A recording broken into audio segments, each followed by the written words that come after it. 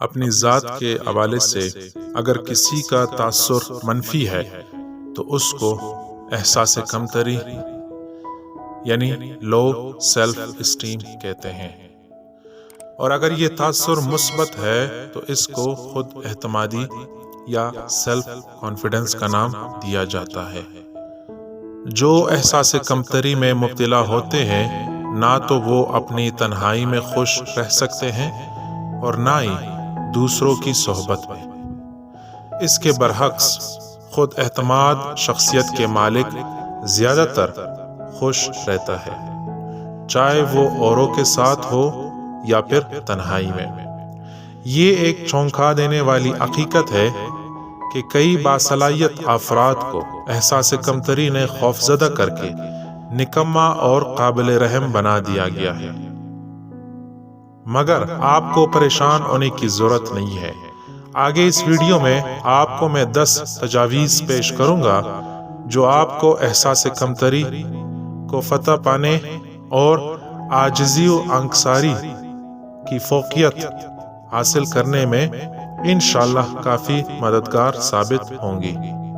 Number 1، اپنے دل اور ذہن میں طے کر لیجئے کہ آپ ایک مکمل کامیاب انسان ہے۔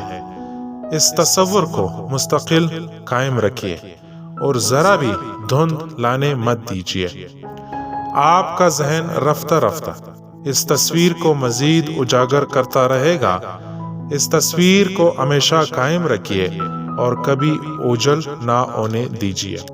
نمبر 2، اگر آپ کی ذہنی قوت کو کوئی منفی خیال درہم برہم کرنے کی کوشش کرتا ہے تو آپ اپنے ذہن کو جھٹک کر اس کو فوراً دور کرنے کی کوشش کریں۔ نمبر 3، اپنے تصورات میں کسی چیز کو رکاوٹ مت بننے دے۔ ایسی باتوں کو فوراً دور بھگا دے یا کم از کم اس کی اہمیت کو کم کر دے۔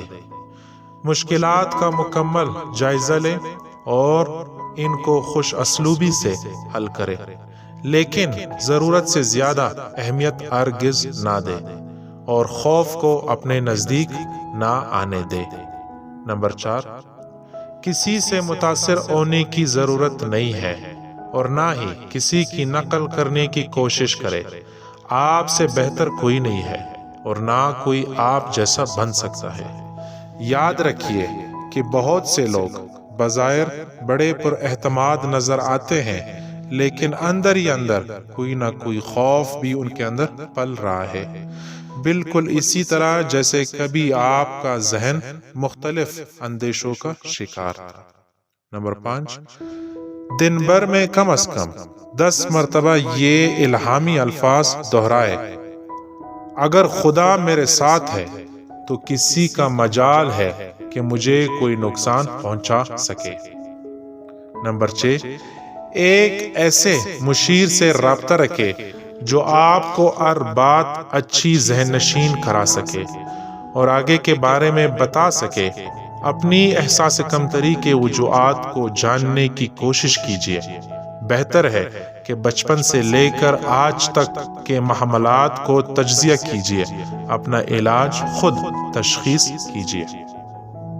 نمبر 7، خدا کے فضل و کرم سے میں ہر کام کر سکتا ہوں کیونکہ یہ ہمت اسی کی بخشی ہوئی ہے۔ ان الفاظ کو دہراتے رہے، تمام منفی خیالات چٹکی بجاتے ہی غائب ہو جائیں گے۔